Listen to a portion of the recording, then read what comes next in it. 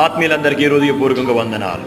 దేవుడిచ్చిన అవకాశం మనందరము కూడి ఏకమై సంగమగా ఆ ప్రభు సన్నిధానంలో విశ్వాసముతో ఆయన ఆరాధన చేస్తూ మనకి జీవితాలలో గొప్ప విడుదల, నెమ్మది, సమాధానం పొందుకోవడానికి ప్రభు మనకిచ్చిన అవకాశం ఆయన సన్నిధానంలో మన పూర్ణ హృదయంతో పూర్ణ బలముతో ఆయన ఆరాధన చేయడం.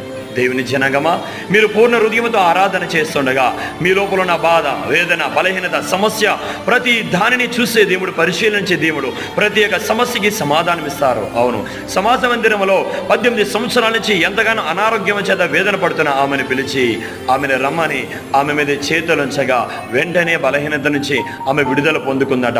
నీ జీవితంలో ఎన్ని సంవత్సరాల నుంచి ఇబ్బంది పెడుతున్న సమస్య అయినా, బాధ అయినా, వేదన అయినా ఏదైనప్పటికీ ప్రభు సన్నిధే నీకు ఆధారము, ప్రభు సన్నిధే నీకు శక్తి, ప్రభు సన్నిధే నీకు విడుదల, ప్రభు సన్నిధే నీకు సమాధానము. నమ్మకంతో వెళ్ళు, నీ జీవితంలో గొప్ప కార్యాన్ని చూస్తావు. ఆమేన్. God bless you.